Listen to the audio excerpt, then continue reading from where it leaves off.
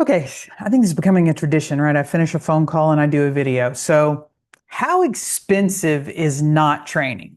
Training is expensive, but how expensive is it when you don't train? Well, there's a lot of people right now that haven't trained in anything that has to do with claims, but then they're handling right to appraisals and they're getting themselves involved in claims disputes, ACV salutes, whatever, and it's causing some problems. RTA used to be somewhat less friction based, a little easier, and now it's a big deal. So someone that did not want to pay for training reaches out because now they've gotten themselves in a big problem. So you can overstep yourself and you can overvalue yourself and you can overestimate your knowledge level.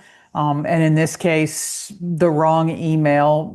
How expensive is not training going to be? Well, for this particular individual, approximately maybe about a $40,000 mistake.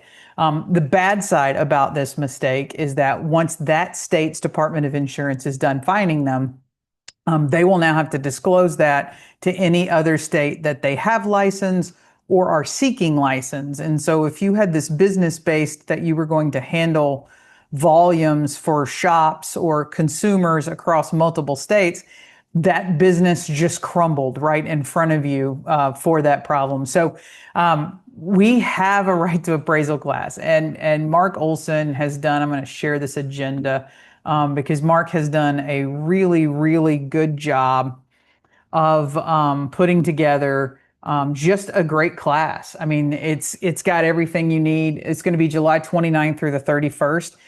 This is a live, it's going to be a virtual delivery, so it's not a live class. Nobody has to fly to Arkansas. That's why the price is cheaper this time, because there's going to be, Mark doesn't have airfare and hotel and all the things to get here.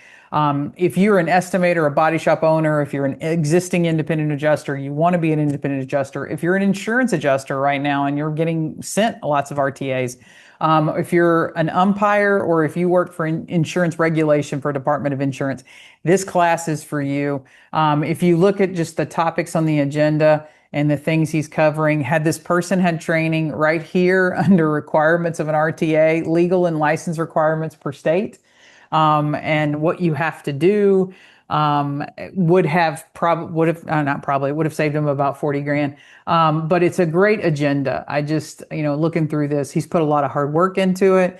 You're talking 20, 30 years of experience. And he's met with others that are 20, 30-year experienced, IAs as well to get their information. One of the best parts of this that I think people don't understand is there's a process for negotiating with the initial umpire or the initial appraiser.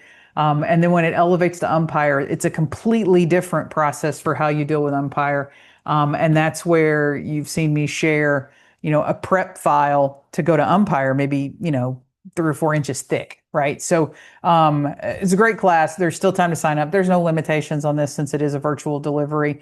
But if you're going to be in this and you're going to present yourself to consumers and shops as a person capable of handling right to appraisals, you need to get some training because when it's not easy, when there's delays, there's denials, there's non-acceptance of data submissions or not selecting the adjuster appraiser. All of those things are not body shop estimating problems. They have nothing to do with the damage of the car. Those are claims issues, and you really need to kind of know how to navigate those. So still time to sign up. That class is going to start July 29th.